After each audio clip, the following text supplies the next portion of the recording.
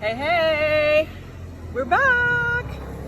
And so today I have a wonderful guest with me. He's going to tell you everything you want to know about real estate. Everything, right? I'll do my best, I promise. This is Steven. Steven's like the super realtor here in Las Terrenas. He's been here for, what'd you say, 5 years? Living here 5 years full time, selling real estate, and I bought a home here 12 years ago, and almost 13 actually, 2008. Yeah. Yeah.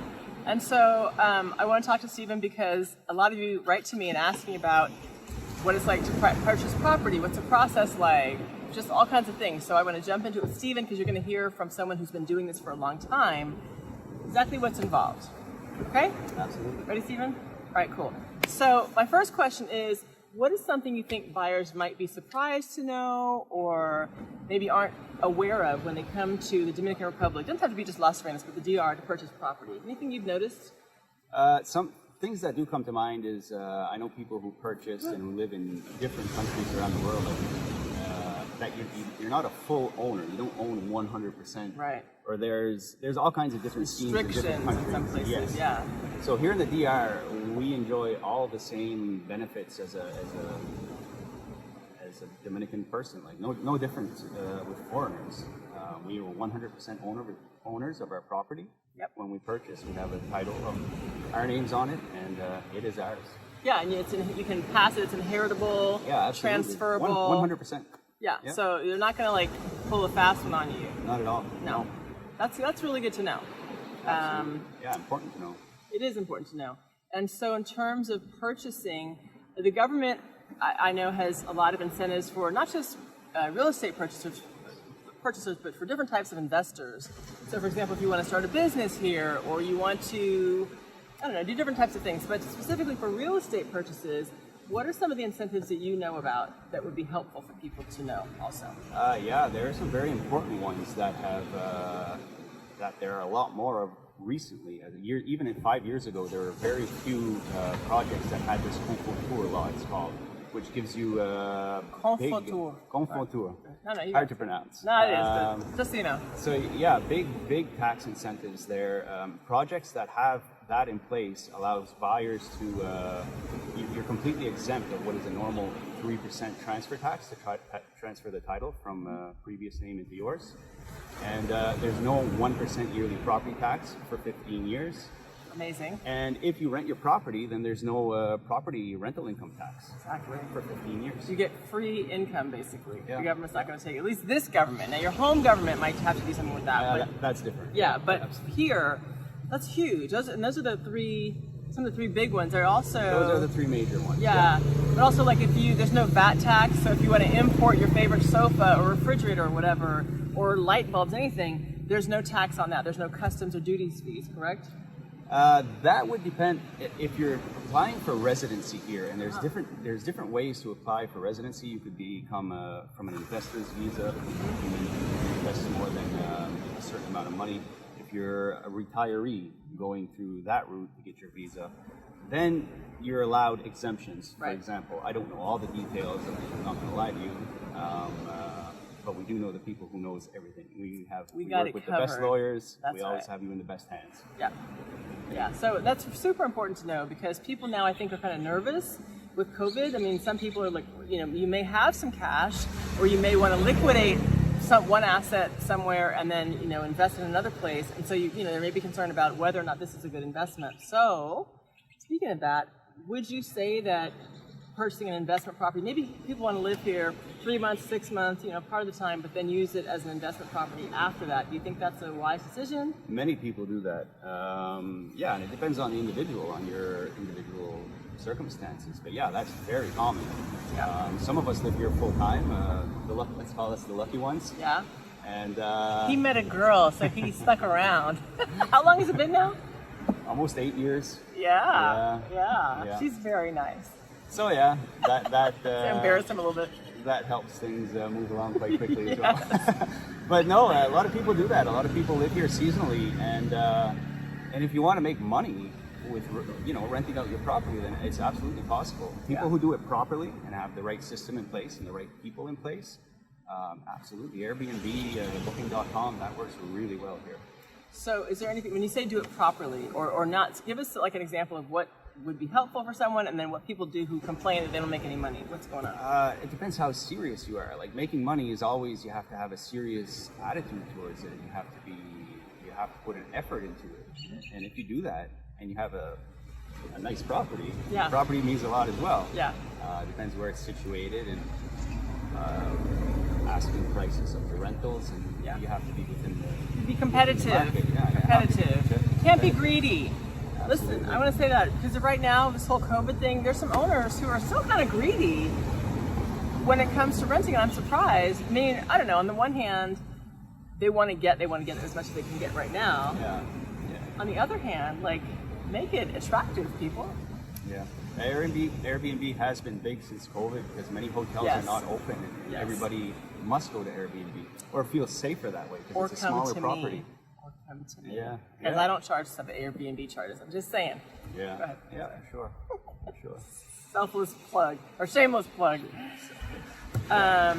Okay, yeah, so just take it seriously. Get some advice from someone like Steven as to what you need to do if you want to have an investment property. What are some steps to take? You know, maintenance of the property, things like that. All that stuff, Advertisement, right? So you can definitely make money. People are coming here right and left. I mean, I don't say we're fully booked, but you know, it's not super easy right now to find a villa for vacation, and it's kind of surprising because I think earlier in the year, a lot of us didn't know. We were like, well, what's going to happen at Christmas time, right? We didn't know people were going to show up, but people are coming here in droves still. So look at this. This could be you. This could be you. This is what, mid-November? It's at any given fall day, right? It's pretty nice. Okay, so Steven, a little bit more about you.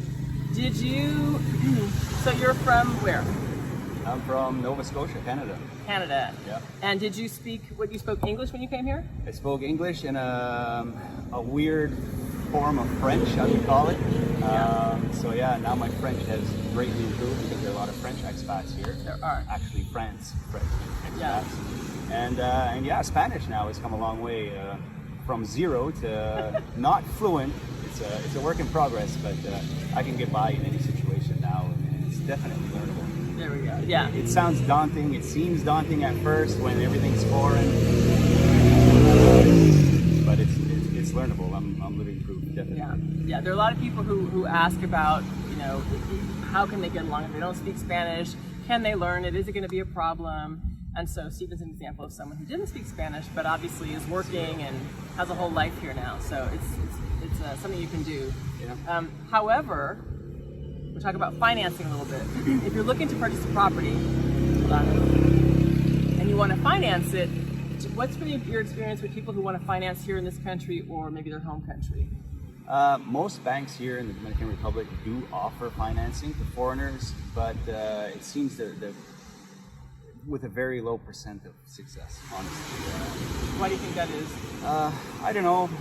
One big thing, obviously, if it's somebody just arriving to the country, their Spanish is very poor. So there's a big language barrier, oftentimes, between the buyer and the bank.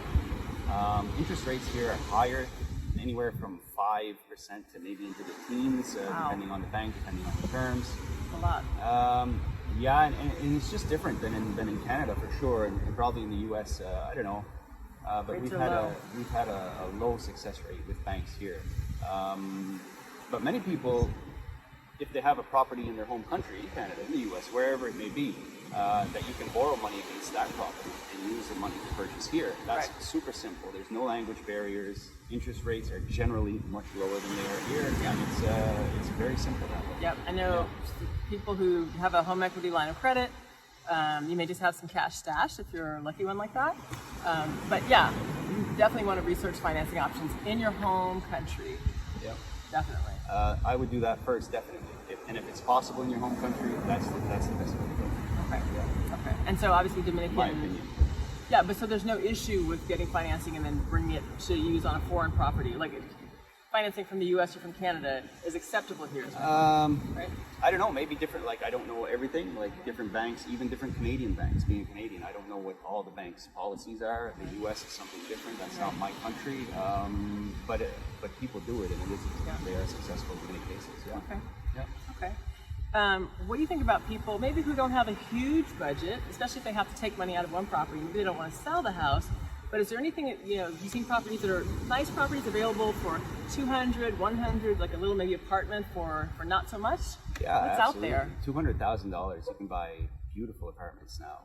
Brand new. Las Terrenas is booming. I mean, we know this, but Las Terrenas is booming right now with literally hundreds and hundreds of apartment units being built as we speak right now. Lots to choose from.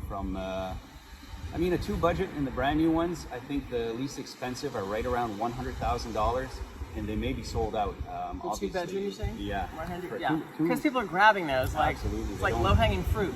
They're exactly. I mean, they're sold before the buildings are even half built. Yeah. They have a lot of incentives, right? Yeah. Buying incentives, and the Confortour law we were talking about with all those incentives are also there. Exactly. So, and then moving up from 100 to 200,000, and there's a lot of options for 2-bedroom apartments. If you have a $200,000 budget, yeah, you're buying something nice. Yeah. And same thing with a villa, or is it just an apartment? Villas are more expensive, and there aren't too many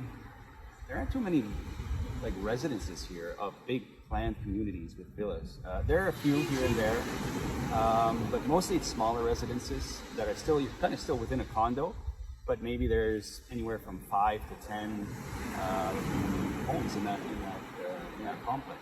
So. And even then, the cheapest ones, I right now at the moment, you're even still getting. I can think of some that are in the 239, 260. Those are the cheapest ones I can think of at the moment. So you're over 200,000. Yeah. But it's possible. And obviously, if you want to be closer to town, like any place, you pay more based on your location. But if you're willing to go farther out, and you don't have to be like 2 hours away, but a little bit farther out, you can get some great deals, especially if you're willing to live more like with the local people. A lot of people are afraid, and it's like, no, you can have a great life and wonderful property and lots of land, just being a little bit more outside of the main center of town. Yeah, I mean, obviously, beachfront is the most expensive, and there's only one first line of beachfront, so that's the most expensive land. That's what everybody would like to have. So yeah, that's why it's the most expensive. But as you move back, and you don't even have to be that far. A few minutes walking makes all the difference from $1 million to $250,000. And don't overlook the hills. The hills are beautiful. Those are awesome. You get the view, the fewer mosquitoes. I think that's something less expensive. Motos. Get a lot of. I think a lot of people don't realize how attractive the hills are for many reasons. You never have to worry about flooding. Right. I mean, it doesn't flood here, but you certainly don't have to worry about a flood in the hills. You always get the beautiful afternoon breeze. Yep. Nothing blocking you from enjoying that.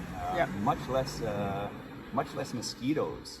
Definitely. Almost none up in the hills. I'm a hill dweller, and I love it. Yeah. It's really good. Yeah, I live down near the beach, and I mean, there's mosquitoes. It's a tropical island. There's mosquitoes basically everywhere. Right.